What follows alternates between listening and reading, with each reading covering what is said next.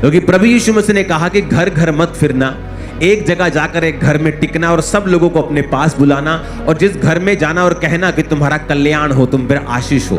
अगर वो घर आशीष के काबिल नहीं है तो वो आशीष तुम्हारे पास वापस आ जाएगी। सम टाइम आपकी लाइफ में एक परीक्षा एंटर करती है, आप बोलते ओह ये क्या हो गया।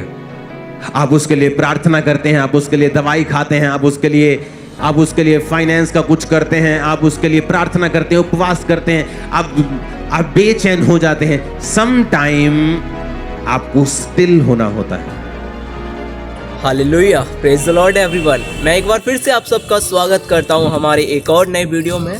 आशा करता हूं आप इस वीडियो के द्वारा, आप इस वचन के द्वारा जो हम आगे जाकर अपोस्टल यूसुफ अनकुनल्ला जी के द्वारा सुनने वाले हैं, उसके द्वारा आपके जीवन में परमेश्वर बहुत ऐसे आशीष देगा। आप उस वचन के द्वारा अपने जीवन में बहुत सारी आशीषों को ग्रहण करने पाओगे। आप जानोगे कि हमारे जीवन में खुदा क्या हमसे चाहता है। आप जानोगे कि हम कैसे परमेश्वर की राहों पर अपने जीवन को सही से बिता सकते हैं। आप जानोगे किस तरह से हम अपने जीवन को खुदा की अगुवाई में लेके चल सकते हैं। मेरे प्रियो, आप इस वचन के द्वारा मैं बिलीव करता हूं आपके जीवन में बहुत ऐसे आशीष आएंगी। आपका जीवन एक अनुग्रह से भरा हुआ जीवन बनेगा। हालेलुया। सो आइए बिना देरी किए हुए हम लोग इस वीडियो को स्टार्ट करते हैं। प्रभु यीशु मसीह के सामर्थ्य नाम में हम मानते हैं। लास्ट वीक आपने सुना था कि हमने अपनी कैपेसिटी को अगर नहीं बढ़ाया तो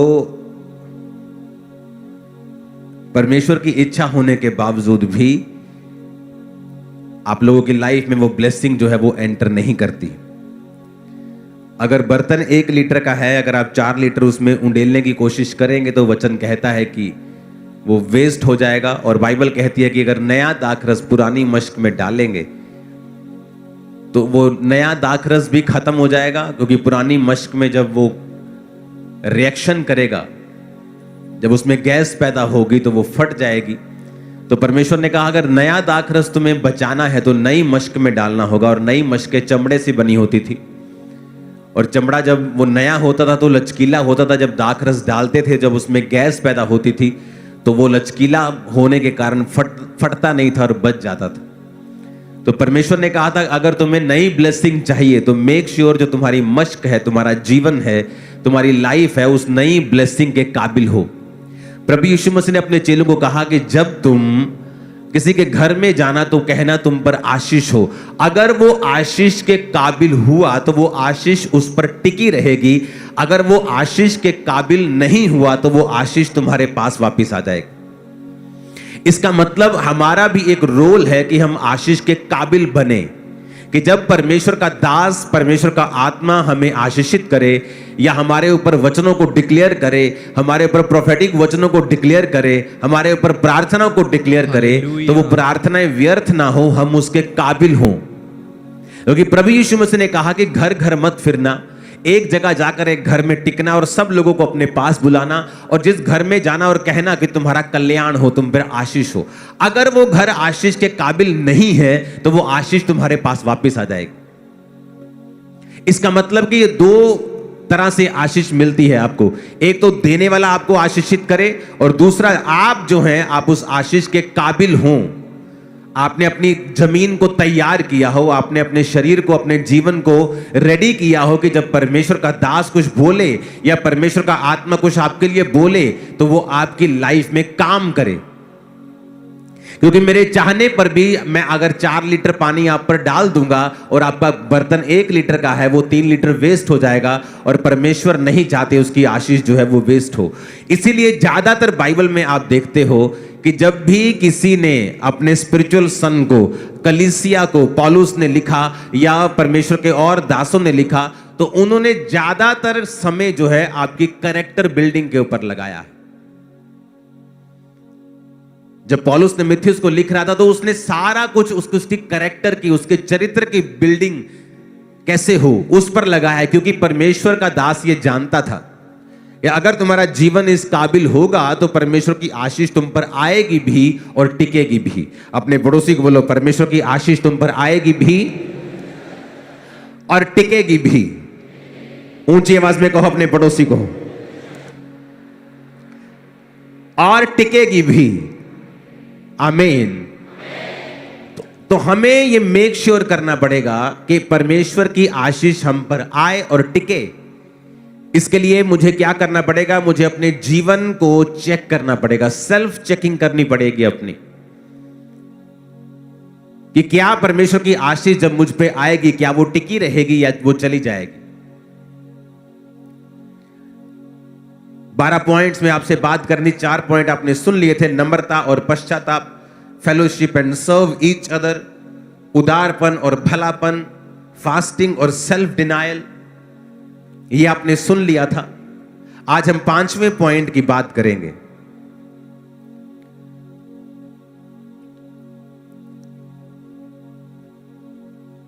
जो है, अपने पड़ोसी को बोलो, इंतजार करना। फिर से बोलो अपने पड़ोसी को, इंतजार करना।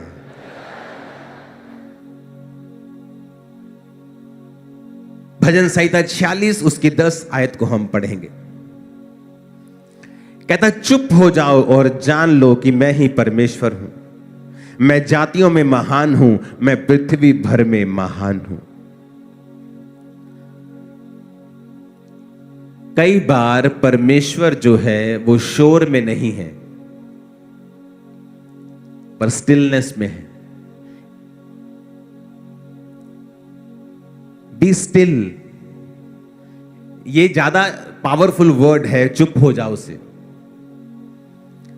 स्टिल होता है कि आप बिल्कुल आप शांत हो गए हैं अंदर से।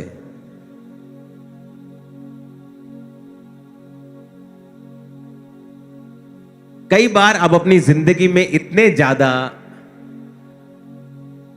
परफॉर्मेंस ओरिएंटेड हैं कि आपको हर वक्त परफॉर्मेंस देनी है परमेश्वर में।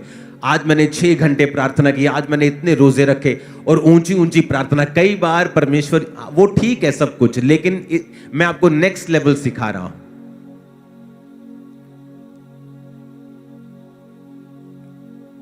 कई बार आपको कोई प्रॉब्लम हो गई, कोई घटना आपकी लाइफ में हो गई, इसको थोड़ा प्रीचिंग मोड पे करना, हल्का सा गूंज कम करना।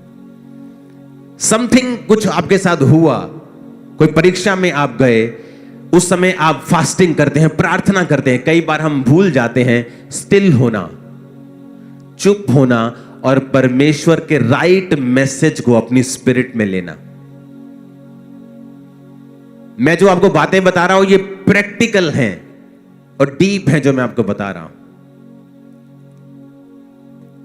सम टाइम आपकी लाइफ में एक परीक्षा एंटर करती है, आप बोलते ओह ये क्या हो गया। आप उसके लिए प्रार्थना करते हैं, आप उसके लिए दवाई खाते हैं, आप उसके लिए फाइनेंस का कुछ करते हैं, आप उसके लिए प्रार्थना करते हैं, उपवास करते हैं, आप बेचैन हो जाते हैं। सम टाइम आपको स्टिल होना होता है और आपको परमेश्वर से प्रार्थना करनी होती है कि मैं इस सिचुएशन में क्यों हूं। और कई बार आपकी प्रार्थना के शोर में परमेश्वर आपसे बात नहीं कर पाता, या जब आप, ये मैं स्पिरिचुअल बात कर रहा हूं, मैं आवाज की बात नहीं कर रहा हूं, मैं शोर की बात नहीं कर रहा हूं, मैं समथिंग आपको स्पिरिचुअल सिखा रहा हूं। आपको समझने के लिए भी आज 2 दिमाग लगेंगे। आमीन, हालेलुया। सम टाइम आपको बैठना होता है और स्टिल हो जाना होता है। आप ध्यान हटा दो, आपको कहां पेन हो रही है, कहां आपके फाइनेंशियल प्रॉब्लम है, कहां आपका पति, आपका बेटा आपको तंग कर रहा है। वो सारी बेचैनियां, वो सारी उधेड़ बुन, वो सारी बेचैनी, सारा हिलाने वाला सिस्टम, वो सब उनको त्याग कर आपको जस्ट प्रार्थना में स्टिल होकर बैठना होता है और जस्ट पवित्र आत्मा को कहना होता है कि आप मुझे इस सिचुएशन में क्या मैसेज देना चाहते हैं। आप हैरान हो जाएंगे जब परमेश्वर का आत्मा उस सिचुएशन में आपसे बात करेगा और आप उसको फॉलो करेंगे। आप अपने आप को नेक्स्ट लेवल पे देखेंगे जो आपने पहले कभी नहीं देखा। पर ये बात सारी मैं आपको प्रैक्टिकल थोड़ा बता रहा हूं,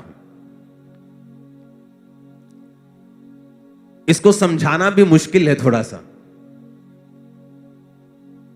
आप कई बार इतने बेचैन होते हैं प्रार्थना में और आप अपनी लाइफ की इन चीजों में कि आप भूल जाते हैं कि आपको परमेश्वर कई बार स्टिल जब आप होते हैं, जब आप काम होते हैं,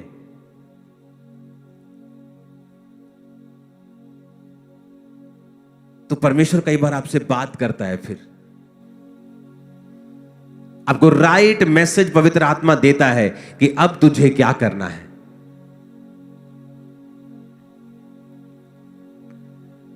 मैं नहीं जानता आपको समझ आ रही है कि नहीं, थोड़ा थोड़ा आ रहा है कि स्टिल होना, शांत होना, जो यहोवा की बाट जोते हैं वो नया बल प्राप्त करते जाएं। यशायाह 40 उसकी 31 आयत। यहोवा की बाट जोहने का मतलब है कई बार आपको लगता है कि परमेश्वर लेट है और आप प्रार्थना कर रहे हैं, परमेश्वर तू जानता है मेरी उम्र 35 साल की हो गई, मैं अभी तक शादीशुदा नहीं हूं, देख सारी लड़कियों की शादी हो गई, परमेश्वर सारे मुंडिया का ब्याह हो गया, परमेश्वर मेरा कदों होएगा, परमेश्वर कदों तू। और कई बार हम इतने बेचैन हो उठते हैं कि हम भूल जाते हैं कि हमें स्टिल होना है, और स्टिल होकर, शांत होकर वेट करनी है शांति में। हमें प्रार्थना करनी है, आप ऊंची या कम ऊंची जैसी भी करें, लेकिन आपका जो हार्ट है वो स्टिल होना चाहिए, और ये आपकी कैपेसिटी को बढ़ा सकता है। आप स्टिल नहीं हो सकते जब तक आपको परमेश्वर के ऊपर भरोसा नहीं है, जब तक आपको उस पर एब्सोल्युटली आपको ट्रस्ट नहीं है परमेश्वर के ऊपर कि मेरी लाइफ में जो कुछ भी हो रहा है उसमें पूरा पूरा परमेश्वर मेरे साथ है। ये फाइनेंशियल ट्रबल, ये फिजिकल ट्रबल, ये सेहत की मुश्किल, इसमें मेरा परमेश्वर मेरे साथ है। जब आप स्टिल हो जाते हैं, जब आप शांत हो जाते हैं और जान लेते हैं कि वो परमेश्वर है, सडनली आपकी स्पिरिट में आपको राइट मैसेज मिलने शुरू होते हैं। आपकी कमियों के विषय में, आपको क्या करना है उसके विषय में, या ये क्यों होया उस विषय में, या आपको नेक्स्ट लेवल पे लेके जाने के लिए था उस विषय में। आपको हर विषय के ऊपर राइट मैसेज मिलना शुरू होता है स्पिरिट से, और वही आपको चाहिए होता है नेक्स्ट लेवल पे जाने के लिए। कितनों को अब समझ आ रहा है? वो जो मुश्किल है, उस मुश्किल में जो आप रिएक्ट करते हैं वो रोकता है स्पिरिट के मैसेज को आपकी लाइफ के ऊपर। अपने पड़ोसी को बोलो स्टिल होना, शांत होना और परमेश्वर का इंतजार करना। आमीन। जब आप शांत होते हैं स्पिरिट में, कई बार आप मुंह से शांत है लेकिन अंदर आपकी शांति नहीं है, अंदर आपके सवाल चल रहे हैं। अगर मैं क्रिश्चियन हूं तो मेरे साथ ऐसा क्यों हुआ, अगर मैं क्रिश्चियन हूं तो मेरे साथ ऐसा क्यों हुआ, अगर मैं क्रिश्चियन हूं तो ये क्यों नहीं हुआ, अगर मैं क्रिश्चियन हूं तो ये हुआ क्यों, अगर ये मैं क्रिश्चियन हूं तो ये अब तक क्यों नहीं हुआ, अगर मैं क्रिश्चियन हूं तो उसके साथ ऐसा क्यों नहीं हुआ। वो आपको, अगर आपके अंदर वो वाली शांति नहीं है तो ये मुश्किल है परमेश्वर का आपके हृदय से बात करना। और जब परमेश्वर आपके हृदय से बात करता है, वो मोमेंट होता है जब परमेश्वर आपको नेक्स्ट लेवल पे लेके जाता है। जब तक आपका हृदय परमेश्वर की बात को सुनने के लिए रेडी नहीं है, तैयार नहीं है, तब तक आप नेक्स्ट लेवल पे नहीं जा सकते, क्योंकि एक्चुअल में उसका वचन ही है जो आपको छुड़ाता है और आपकी कैपेसिटी को बढ़ाता है और आपको नेक्स्ट लेवल के पर लेके जाता है। अपने पड़ोसी को बोलो शांत रहना और जान लेना कि वो ही परमेश्वर है। आमीन। छठा पॉइंट है प्रार्थना और उपवास।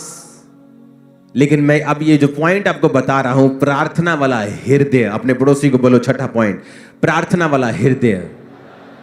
अब लोगों को क्या लगता होगा कि ये सिंपल पॉइंट है क्योंकि हमें प्रार्थना करनी हम सबको पता है, लेकिन मैं उस प्रार्थना की बात नहीं कर रहा हूं जो हम रोज करते हैं। जब परमेश्वर ने ये वचन आपको दिया था कि मैं इनकी कैपेसिटी को बढ़ाना चाहता हूं और इन्हें पॉइंट्स में बता कि ये अपनी कैपेसिटी को किस तरह बढ़ा सकते हैं, तो जो ये प्रार्थना वाला हृदय जिसकी मैं बात करने वाला हूं वो नहीं है जो आप समझ रहे हैं। ये उससे अलग लेवल का जो मैं आपको पॉइंट बता रहा हूं, एक नेक्स्ट लेवल बता रहा हूं और एक गहरी बात बता रहा हूं जो आप आज समझ पाएंगे, ये मुझे भरोसा है।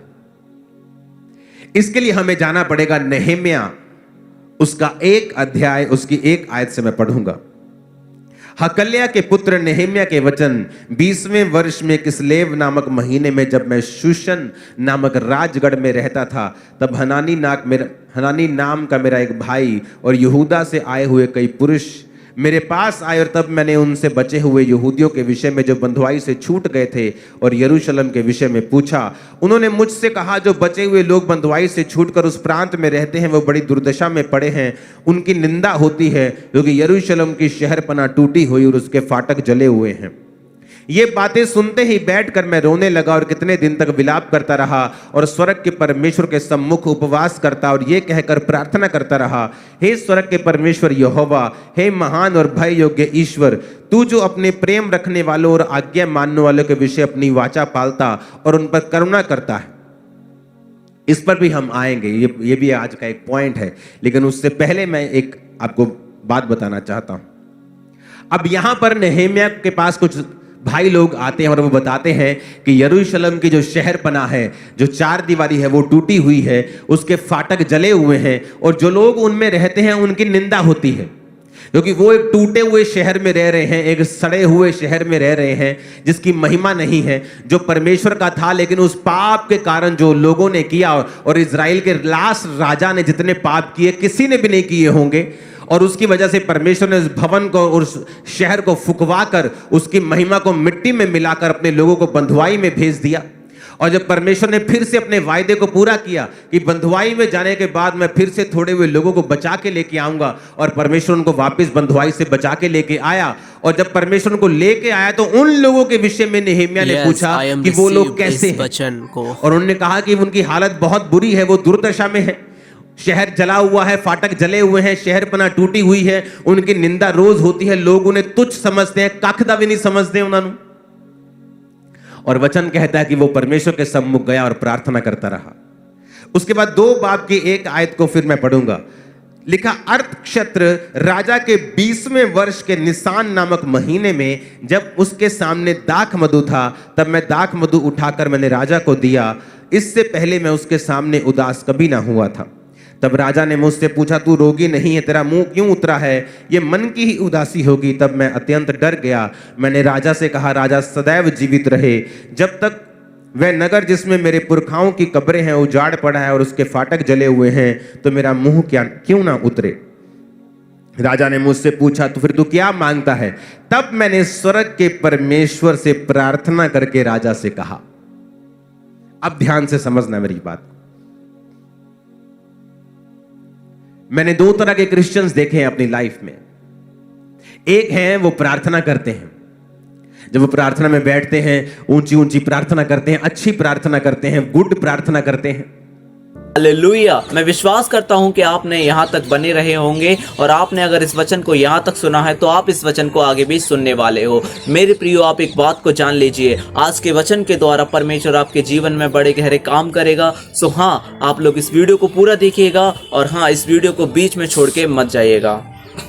और एक दूसरी तरह के क्रिश्चियंस हैं जो प्रार्थना भी करते हैं, लेकिन उनका जो हृदय है, उनका जो हार्ट है, वो एवरी टाइम प्रार्थना के मोड में रहता है। अब जब यहां पर राजा के सामने वो उदास था और राजा ने पूछा, तू उदास क्यों है? ये तो तेरे मन की ही उदासी होगी। उसने कहा, मेरे शहर की कब्रें उजाड़ पड़ी हैं, वो टूटा हुआ है, मेरा मुंह इसलिए उतरा है। तो राजा ने कहा, बता मैं तेरे लिए क्या करूं? तो उसने वचन में लिखा है, तब मैंने स्वर्ग के परमेश्वर से प्रार्थना करके कहा। अब वो प्रार्थना करने के लिए वापस कमरे में नहीं गया, लेकिन वो जो प्रार्थना कर रहा था वो अपने हार्ट में कर रहा था। ये मेरे स्पिरिचुअल फादर ने मुझे सिखाया था कि जब तुम लोगों से बात भी कर रहे हो तो अपनी स्पिरिट में प्रार्थना करो।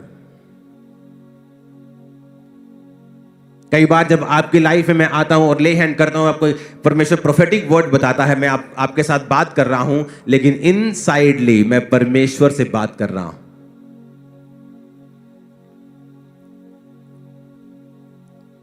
एक पास्टर जिसकी सेवकाई से डॉक्यूमेंटेड मुर्दे चंगे हुए और जी उठे, उसको जब किसी ने पूछा आप कितनी प्रार्थना करते हैं, उसने कहा मैं हर वक्त प्रार्थना करता हूं।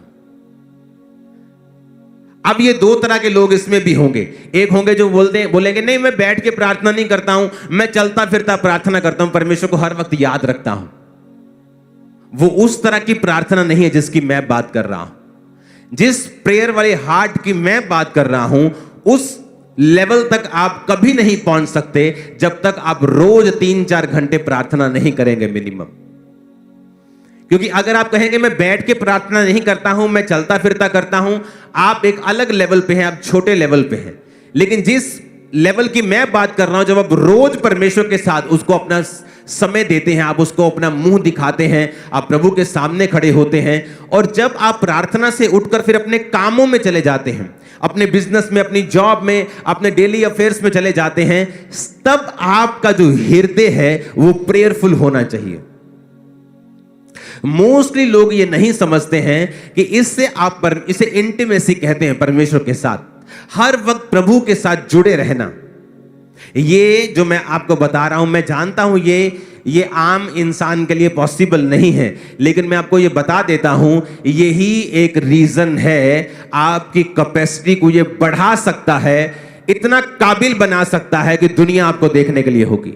मैं आपको बता रहा हूं, ये मैं आपको अपनी लाइफ के सीक्रेट दे रहा हूं कि जब आप किसी से प्रार्थना आप बात कर रहे हैं, आप इनसाइडली परमेश्वर से प्रार्थना कर रहे हैं, और वो प्रार्थना सुनाई नहीं दे रही, आपके होंठ नहीं हिल रहे, आपका पूरा अटेंशन उस व्यक्ति की तरफ है, लेकिन इनसाइडली आप परमेश्वर के साथ अटैच्ड हैं और उससे बात कर रहे हैं। आप समझ पा रहे हैं कि नहीं? आप किसी से बात कर रहे हैं, लेकिन इनसाइडली आप प्रभु के साथ भी पूरे कनेक्शन में हैं उस समय। और ये चीज की प्रैक्टिस, ये चीज का अभ्यास आपकी लाइफ की जो कैपेसिटी है, अगर आपका बर्तन आज 100 लीटर का हो जाए, परमेश्वर कभी उसमें 50 नहीं रखेगा, वो 100 का 100 आपको देगा। और जो बातें मैं आपसे कर रहा हूं, ये आपको 1 से 4 नहीं है, 1 से 100 कर देगा। हालेलुया, आमेन। सडनली आपके बिजनेस के विषय में आपको आइडियाज आने लगेंगे, आपकी सेवकाई के विषय में परमेश्वर आपसे बात करने लगेगा, आपकी फैमिली के विषय में वो आपसे बात करने लगेगा। सडनली आपकी लाइफ में ऐसे ऐसे मोड़ आने स्टार्ट होंगे, आप समझ जाएंगे कि हाँ, परमेश्वर मेरी कैपेसिटी को बढ़ा रहा है, क्योंकि आपकी इंस्ट्रक्शंस, परमेश्वर की इंस्ट्रक्शंस आपके लिए, आपके जीवन के कदम, आपके नेक्स्ट कदम आपके चेंज होंगे, और आपको मालूम होगा कि बदलाव मेरी लाइफ में आ रहा है। आमीन। कहता जब राजा ने मुझसे कहा बता दो क्या चाहिए, कहता मैंने स्वर्ग के परमेश्वर से प्रार्थना करके कहा। कहां? अंदर।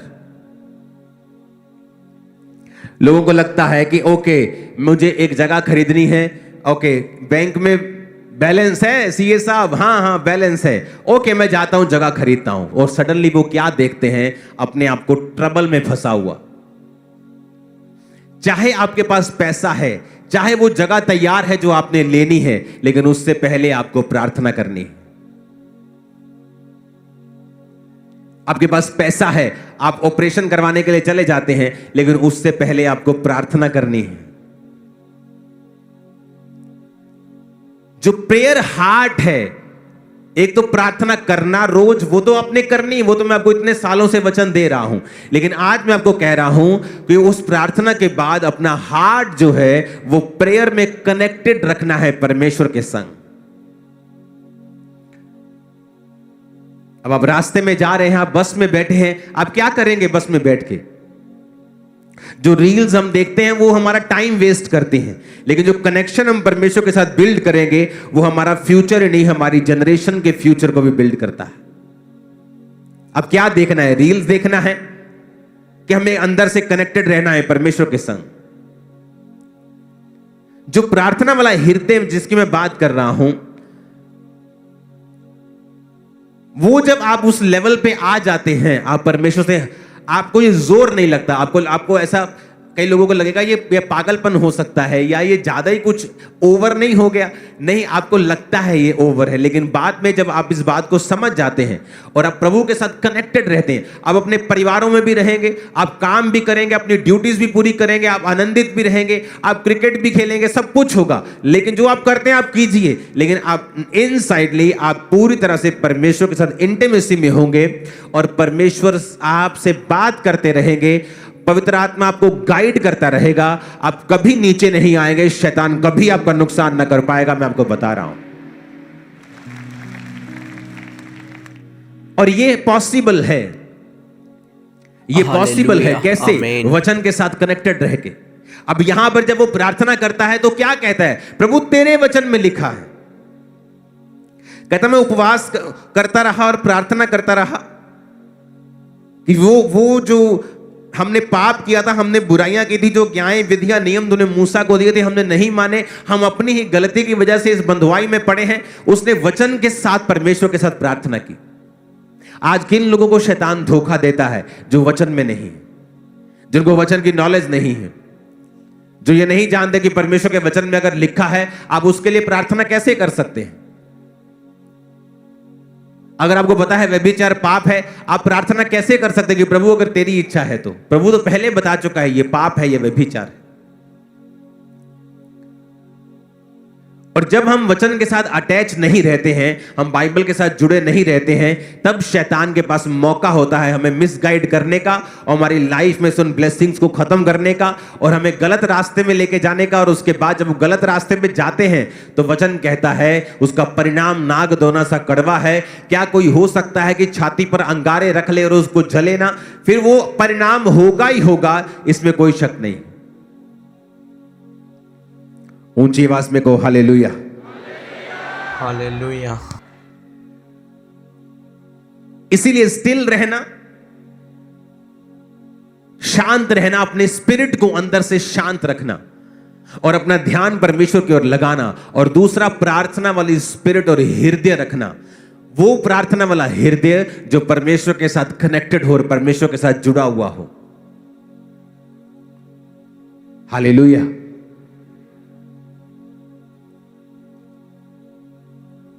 जब आप परमेश्वर के साथ कनेक्टेड होते हैं, फिर आपको फेसबुक से डाटा लेकर प्रोफेसी करने की जरूरत नहीं पड़ेगी। आपको लोगों को मूर्ख बनाने की जरूरत नहीं पड़ेगी। उसके बाद आप फिर परमेश्वर का दंड लें, ऐसी नौबत नहीं आएगी। आप किसी के सामने बैठे हैं और आप जब उनसे बात कर रहे हैं, आप अंदर परमेश्वर के साथ कनेक्टेड हैं और आप अंदर परमेश्वर से पूछ रहे हैं कि परमेश्वर इस व्यक्ति के बारे में मेरे ऊपर जानकारी तू शेयर कर, जाहिर कर। आप अंदर से प्रार्थना कर रहे हैं और आप उनकी बात भी सुन रहे हैं और सडनली परमेश्वर का आत्मा आपसे बात करता है। मैं उस इंटीमेसी की बात कर रहा हूं जो आप सड़क पे चल रहे हैं और अंदर से आप परमेश्वर के साथ कनेक्टेड हैं। आप प्लेन में हैं और प्रभु के साथ कनेक्टेड हैं। आप सिर्फ उस समय कनेक्टेड नहीं है जिस समय आप प्रार्थना कर रहे हैं, और प्रार्थना करने के बाद फिर आप पूरी तरह से वही कर रहे हैं जो संसार कर रहा है। मैं उस तरह की बात नहीं कर रहा हूं। मैं आपको जो वचन दे रहा हूं, ये आपके बर्तनों को, आपकी कैपेसिटी को इतना बड़ा कर देगा कि आप उस लेवल पर रह ही नहीं सकते। आपको नेक्स्ट लेवल पे जाना ही जाना है, इसी साल जाना है। आमीन। कनेक्शन परमेश्वर के साथ, इंटीमेसी को रखना अपने अंदर से।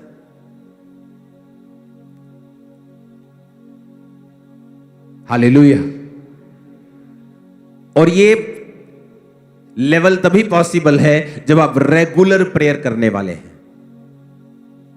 खुदा ने कहा जब तू प्रार्थना करे तो जा और अपने द्वार को बंद करके कुंडी लगाकर प्रार्थना कर, तेरा पिता जो गुप्त में देखता है तुझे प्रार्थना का उत्तर देगा। जब तू उपवास करे तो जा और अपने सिर को तेल मल के अपने मुंह को धो कि तेरा मुंह उतरा हुआ ना हो, ताकि तेरा पिता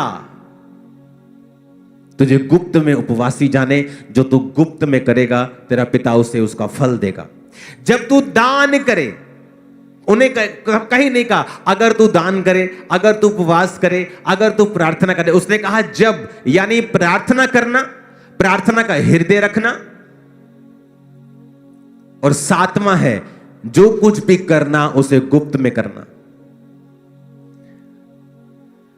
बाइबल कहती है जब प्रेरितों के काम की कलीसिया शुरू हुई, 120 लोगों के ऊपर जब पवित्र आत्मा उतरा और परमेश्वर का वचन पूरा हुआ कि जब तक प्रतिज्ञा पूरी ना हो, पवित्र आत्मा ना उतरे, तब तक यरूशलेम में मेरी बाट जो ना।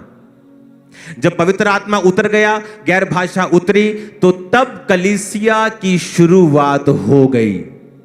जब कलीसिया की शुरुआत हो गई, तो कलीसिया जब स्टार्ट हुई, जब कलीसिया के खर्चे शुरू हुए, तो वचन कहता है कलीसिया के लोगों ने अपनी अपनी प्रॉपर्टी बेचकर प्रेरितों के पांव के ऊपर उस पैसे को रखते थे और वो उस पैसों से पूरी कलीसिया के काम को चलाते थे और सारी सेवकाई को वो करते थे। आज जब भी शैतान आपकी आशीष को खाना चाहेगा, वो आपको एक ऐसा दान वाला बना देगा, दान करता बना देगा, जिसे पूरी दुनिया इंटरनेट के ऊपर जानती है। और ये इसलिए है क्योंकि शैतान आपकी आशीष को खाना चाहता है।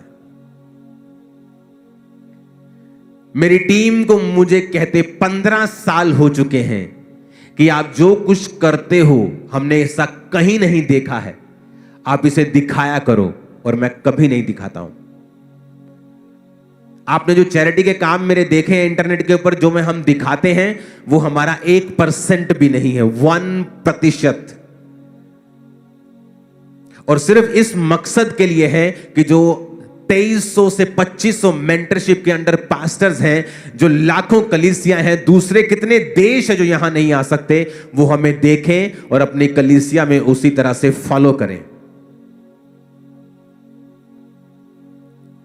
जब भी शैतान आपको देखता है कि आप अच्छे हैं, वो मेक श्योर करेगा कि आप कहीं ना कहीं से वचन को ब्रेक करें, ताकि आप पूरी आशीष परमेश्वर से ना ले सकें। क्यों एक सिस्टम बनाया गया कि अब ऐसा भी तो हो सकता है कि प्रेरित कहते हैं कि ठीक है भाई, तुमने अपना घर बेचा, ये 10 लोगों की परमेश्वर की स्तुति हो, घर की किस्त जानी है, ये 4 लोगों का राशन जाना है, तुम ऐसा करो, इनको दे दो। उनको आमने सामने नहीं करवाया। चर्च किस लिए? क्योंकि जब आप चर्च में, मैं भी चर्च में बोता हूं, आपका चर्च ये होगा, मेरा अलग होगा। मैं अपना टाइल्स जब बोता हूं, वो किसके बेहतरी में यूज हुआ है, अगर उसको ये पता है तो फिर तो मेरी महिमा हो गई। पर जब आप चर्च में बोते हैं, आपको नहीं पता आज आपका टाइट किसी वीडियो के लिए जा रहा है, क्योंकि आप जानते हो इस चर्च में आप जब बोते हो तो मैं तनख्वाह में नहीं हूं, आपका पैसा मेरे पास नहीं आता है। आपकी ऑफरिंग को देखे मुझे सालों हो गए हैं, सालों, ईयर्स। वो एक बड़ी टीम गिनती है, बैंक में जमा करवाती है, बैंक से खर्चे होते हैं, मैं साइन करता हूं चेक्स के ऊपर, और एक टीम उस सभी को देखती है। In house CA, outside CA, in house team, disciples की टीम उसे चेक करती है कि सब कुछ पैसे की गड़बड़ी कहीं भी ना हो। आपको नहीं पता, मुझे नहीं पता मेरा पैसा किस भले काम के लिए लगा, और वही गुप्त है, इसीलिए आप फल पा रहे हो। लेकिन जब आप इंटरनेट पे चले जाते हो और आप अपनी सारी जो भी आप करते हो उसे इंटरनेट पे डालते हो, क्या करता है शैतान? अगर वो देखता है कि एक विश्वासी अमीर है, वो ये कोशिश करेगा कि उसको बोले कि तू अपनी चैरिटी कर, तू खुद इंटरनेट के ऊपर आ, ताकि लोग, क्योंकि जब लोग ऐसा काम करते हैं तो आपको गुड फील होता है। Every good feeling is not from God. और आपको लगता है कि लोग आपको अप्रिशिएट कर रहे हैं, लोग आपको अच्छा कह रहे हैं। नो, ये बिब्लिकल नहीं है। मैं न्यूयॉर्क में एक चर्च में था। न्यूयॉर्क टाइम्स स्क्वायर दुनिया का सबसे महंगा एरिया है, और मैं वहां पे गया और एक वहां पे चर्च में जो हेड है वो मेरे क्रूसेड के ऊपर थे, और वहां पर जो चर्च के हेड है उन्होंने मुझे इनवाइट किया कि आके आप आएंगे। मैंने कहा मैं क्यों नहीं आऊंगा, वो पिक्चर्स हैं हमारे पास वो चर्च की, अगर वो जाती हैं स्विचर्स पे तो भेजना आप। वो चर्च को जब हमने अंदर गए, हम इनवाइटेड थे, वहां हमने देखा तो वो चर्च के बारे में बताया कि आज उस जो चर्च की वैल्यू है वो 900 करोड़ रुपए है। और आप इमेजिन करो, जिस चर्च को खरीदा गया वो एक पोर्नोग्राफिक थिएटर था। वहां गंदे काम होते थे, लाइव नंगी लड़कियां वहां पे नाचती थी। और एक यहूदी बिजनेसमैन आया और उसने कहा मैं ये थिएटर को खरीदना चाहता हूं, और उस थिएटर को उसने करोड़ों नहीं खरब अरबों में खरीदा, एक चर्च को दान दिया और सब गंदा काम एक दिन में बंद करवा दिया। और सुनो मेरी बात, आज तक उसकी फोटो नहीं पता कि वो व्यक्ति कौन है, वो कौन है। उस पास्टर ने मुझे बताया कि थोड़े दिन पहले यहां पे लोग आए थे और उन्होंने इस चर्च की वैल्यू को बताया कि हम आपको 800-900 करोड़ रुपए देने के लिए तैयार हैं। 900 करोड़, आप इस चर्च को छोड़ दो। जब वो चर्च थिएटर से चर्च में कन्वर्टेड हुई तो वहां पर फिर लॉ बना दिया गया कि अब कोई भी चर्च नहीं बनेगी थिएटर से। वो इतना बड़ा मुद्दा वहां पे बन गया था। वो आज टाइम्स स्क्वायर की ओनली चर्च है जो हर टाइम ओवर भरी रहती है, क्योंकि टाइम्स स्क्वायर में हर जगह जाने के लिए आपको डॉलर्स लगते हैं आपको, लेकिन वो चर्च फ्री सर्विस, जब कहती है फ्री सर्विस, लोग बहुत आते हैं वहां चर्च में वचन को सुनने के लिए। कितने मेरी बात को समझ रहे हैं? और आज तक उसका डोनर कौन है किसी को पता नहीं, कहीं उसकी फोटो नहीं लगी। लेकिन हमें चाहिए होता है अगर हमने 50,000 रुपए दिया, पत्थर पे नाम लिख के हमारा चर्च में लग जाए।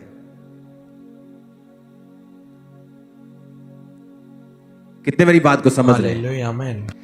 क्राइस्ट ने हमें अलग तरह से बुलाया है। ये देखो चर्च आ गई सामने।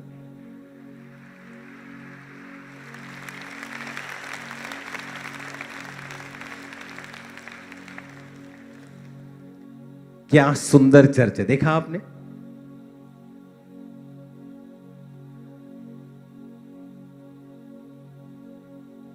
ये वो हॉल है जहां हम गए थे। इसके आसपास ऊपर नीचे बहुत से हॉल्स, बहुत से ऑफिसेस, बहुत सी इसमें और भी चीजें हैं इस हॉल में। वेरी ब्यूटीफुल, बहुत शानदार, जबरदस्त। और यहां पर एक भी जगह आपको मालूम नहीं होगा कि किसने। और इमेजिन करो एक बिजनेसमैन आया और उसने परमेश्वर के नाम के लिए इतना बड़ा काम कर दिया। जो बड़े बिजनेसमैन हैं उनका मकसद अपनी एनजीओ खोल के चैरिटी करना नहीं होना चाहिए, क्योंकि उसमें लोग आपको जानते हैं, आपकी फोटो जानते हैं, आप जानते हैं। इसलिए परमेश्वर ने चर्च सिस्टम को बनाया कि जब आप चर्च में बोते हैं, लोग नहीं जानते हैं कि वो पैसा जिनकी मदद हो रही है, जो मेडिकल जिनके ट्रीटमेंट चल रहे हैं, यूनिवर्सिटीज की फीसेस जा रही हैं, बच्चों की स्कूल फीसेस जा रही हैं, जो अनाथ बच्चे भी मैंने गोद लिए हुए, आपको शायद नहीं मालूम होगा, वो भी आप जब बोते हैं उन्हीं पैसों से उनकी सेवा हो रही है। तो जब आप बोते हैं तो वो एक सीक्रेट मिशन बन जाता है।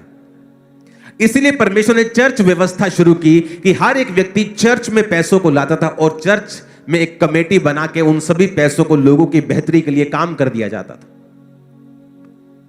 तो आज इस चीज से बच के रहना है। अगर आप फाइनेंशियली ब्लेस्ड हैं, मेक श्योर कि चर्च के बड़े से बड़े कामों के लिए आप आगे होने चाहिए।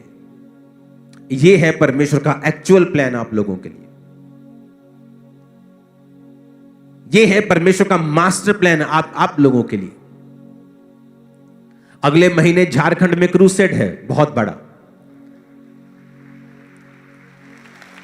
तो जब क्रूसेड टीम मेरे पास है तो मैंने उनको बताया कि मैं इंडिया में मुझे 1000 इन्विटेशंस हैं क्रूसेड्स के, 1000 से भी ज्यादा ही होंगे।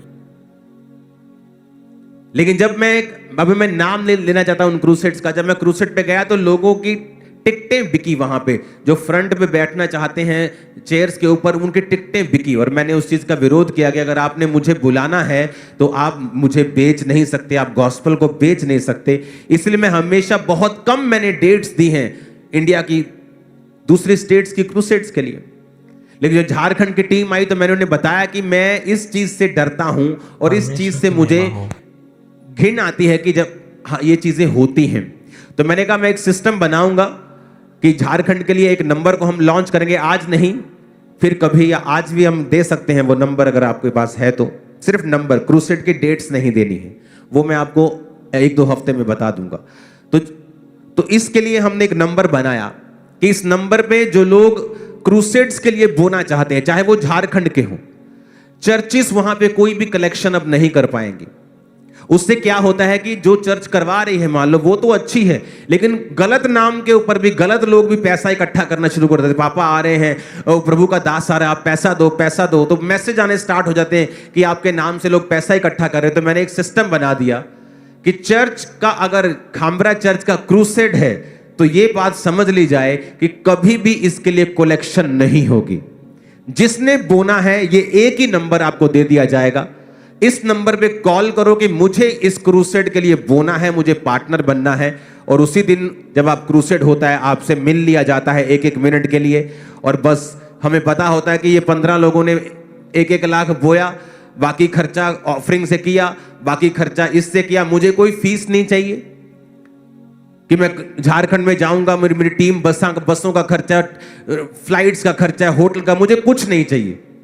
मुझे ये चाहिए कि सारा कुछ क्लीन हो, नीट हो, कोई पैसा कोई किसी से खाया ना जाए, किसी के साथ कोई हेरा फेरी ना हो। तो ये नंबर मैंने बना दिया, सिस्टम बना दिया। अब जहां भी इंडिया में क्रूसेड होगा, आप इस बात को समझ लेना कि उसके लिए कहीं भी कलेक्शन, चर्च से कलेक्शन नहीं होगी। जिसने कुछ भी देना है, पार्टनर बनना है, वो इस नंबर पे कॉल करे। सारी दुनिया को पता होगा कि हाँ भाई इन लोगों ने बोया है, इसमें कोई भी हेरा फेरी का चांस खत्म हो गया, जीरो हो गया, खुदा ने रास्ते खोल दिए हैं। मुझे हमेशा से आदत है प्रोटोकॉल बना के चलने की। फिर वो जो प्रोटोकॉल परमेश्वर मुझे देता है वो लाइफ टाइम चलता है और उसमें कभी गड़बड़ नहीं होती। तो ये प्रोटोकॉल अब बन चुका है कि इस नंबर पे आप कॉल करो, बताओ कि मैं झारखंड क्रूसेड में पार्टनर बनना चाहता हूं, मैं उसमें बोना चाहता हूं, क्योंकि वहां खर्चा लाखों में होगा। क्रूसेड की डेट फाइनल हो चुकी है, मार्च में फाइनल हो चुकी है। आपको मैं बता दूंगा जब समय आएगा, राइट टाइम आएगा, मैं आपको उसको बता दूंगा। तो ये नंबर नोट करके जब भी क्रूसेड होगा आपको ये नंबर पे कॉल करनी है कि मैं इस क्रूसेड के लिए जो मेरे एरिया में हो रहा है, अब पठानकोट में होगा या फिरोजपुर में होगा, यहां होगा, ईस्ट में होगा, जहां जहां भी क्रूसेड्स होंगे, तो ये नंबर होगा। इसी नंबर पे आप पार्टनर बनेंगे। सबको पता होगा कि हाँ भी इसने इसी नंबर पे बोया है, कोई और कलेक्शन जो है नहीं है। इस नंबर के अलावा आपने कहीं और कलेक्शन में हिस्सा दिया है तो वो चर्च का हिस्सा नहीं है, ताकि कोई भी व्यक्ति चर्च के नाम पर किसी से धोखाधड़ी ना कर सके। जितनी ताकत है तारीफ कर दो खुदावंद। हालेलुया। तो अब हमें यह बात रखना है कि क्यों परमेश्वर कहता है प्रार्थना करो तो कुंडी लगाओ और गुप्त में करो।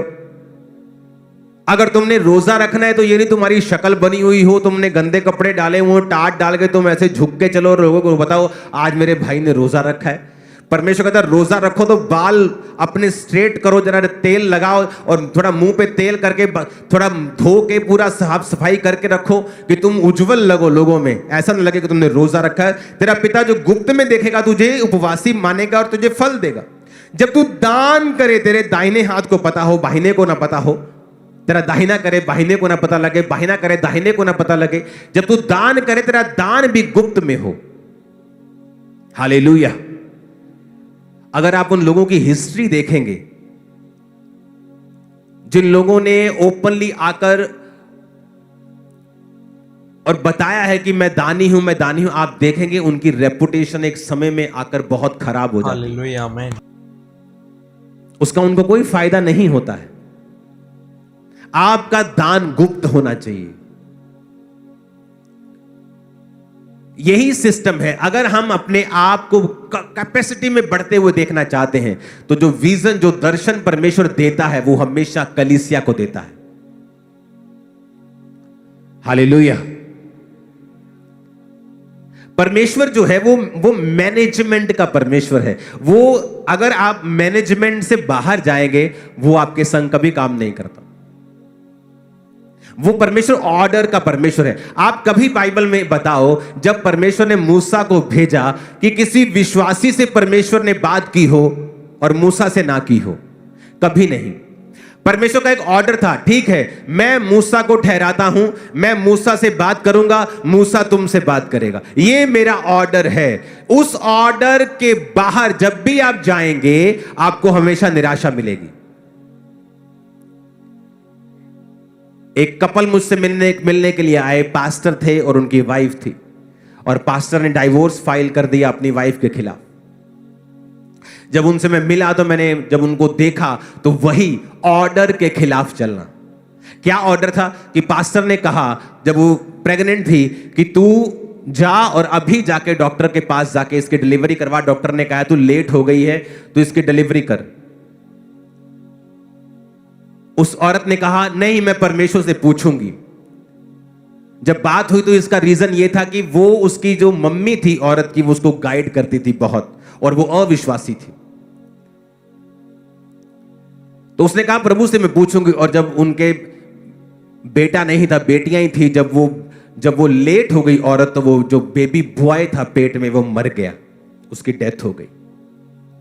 और जब वो मुझसे मिले तो मैंने कहा कि जब तेरा हस्बैंड इस बात को कह रहा है जा, तो तुझे पता है कि ये उसकी नहीं, ये परमेश्वर की आवाज है तेरे लिए, क्योंकि परमेश्वर का ये ऑर्डर है कि वो आदमी के जरिए एक हाउस होल्ड से बात करेगा। औरत को जो आदमी ने बनाया है वो कभी मेंटेन नहीं कर सकता, औरत उसको मेंटेन करके रखती है।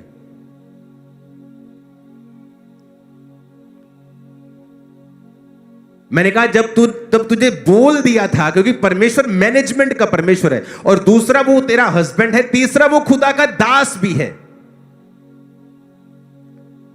और वहां पर जब वहां पे चीज ब्रेक हुई तो शैतान ने काम किया। तब मैंने उन्हें काउंसल करके भेजा, और मैं आशा करता हूं वो एक हो गए होंगे, जल्दी गवाही के लिए आएंगे। आमीन। शैतान चाहता है कि आप कहीं ना कहीं आप मैनेजमेंट के खिलाफ हो जाएं। मूसा ने एक औरत से शादी की और लोग उसके खिलाफ हो गए, क्योंकि वो वचन के खिलाफ था, या दूसरी जाति की वो थी, या कुछ रीजन इसका हो सकता है। परमेश्वर ने कहा अगर मूसा ने गलती की, तुम्हें किसने ठहराया कि तुम मूसा की इंसल्ट करो? और मरियम कोड़ी हो गई। तब उनको समझ आया कि जो परमेश्वर ने ठहराया है आप उसका विरोध नहीं कर सकते, क्योंकि ये उसके मैनेजमेंट का, उसके सिस्टम का विरोध होगा। जब भी परमेश्वर आपको ब्लेस करता है वो आपको मैनेजमेंट के नीचे रखता है। बहुत से लोग हैं पुराने समय में जो मैनेजमेंट के खिलाफ चले और आज अपनी जिंदगी में फेलियर बन के बैठे हैं, कहीं नहीं पहुंचे। उनके बाद के आए बच्चे उनसे कहीं अधिक ब्लेस्ड हैं, कहीं अधिक अनॉइंटेड हैं। वो काबिल भी थे, समझते भी थे, लेकिन इसका मतलब यह नहीं है कि आप काबिल हैं तो आप बुद्धि वाले हैं तो आप परमेश्वर की ठहराई चीजों के खिलाफ चल पाएंगे। हालेलुया। हमें यह समझना होगा कि परमेश्वर ने एक मैनेजमेंट को ठहराया है, एक चर्च ठहराया है, और वो चर्च जो गॉस्पल सेविंग में है, जो सोल सेविंग में है, गॉस्पल गिविंग में है, जो काम कर रहा है, जो हर तरह की चैरिटी कर रहा है, हमें उस मैनेजमेंट के नीचे रहना है। पैसे के मामले में, सेवा के मामले में, प्रार्थना के मामले में, उपवास के मामले में, हर तरह से। और जैसे ही आप ये करना शुरू करेंगे आपकी कैपेसिटी को वो बढ़ाएगा। एक ऐसा आइडिया आपके दिमाग में आएगा जो पहले कभी ना आया होगा। हालेलुया। मैं विश्वास करता हूं कि आपने इस वचन को पूरा सुना होगा, और मैं ये भी विश्वास करता हूं कि आज के वचन के द्वारा परमेश्वर ने आपसे बातें करी होंगी। सो मेरे प्रियो, मैं आपसे एक रिक्वेस्ट करना चाहता हूं कि आप ऐसी ही और वीडियोस देखने के लिए हमारे चैनल को सब्सक्राइब करिएगा। और आइए हम लोग एक छोटी सी क्लोजिंग प्रार्थना करते हैं, उसके बाद हम लोग इस वीडियो को ख़त्म करते हैं। धन्यवाद यीशु, धन्यवाद यीशु, मेरे महान परमेश्वर प्रभु यीशु। मैं इस भाई के, इस बहन के लिए प्रार्थना करता हूँ जो इस वचन को सुना है, जिसने इस वचन को ग्रहण ग्रहण किया है प्रभु यीशु, इसके जीवन में एक बड़ा छुटकारा, बड़ी सामर्थ्य आने पाए परमेश्वर, और इसका जीवन पूरी रीति के साथ बदल जाए खुदावन। इसके जीवन में बड़े गहरे काम करिए और इस वचन के द्वारा इसके जीवन में बड़े छुटकारे को प्रकट करिए। इस प्रार्थना को हम यीशु मसीह के सामर्थ्य नाम में मांगते हैं, आमेन, हालेलुया। मैं विश्वास करता हूँ आपने इस प्रार्थना को रिसीव किया होगा। कमेंट में आमीन लिखिए और इस वीडियो को एक व्यक्ति के साथ जरूर शेयर करिए। जय मसीह की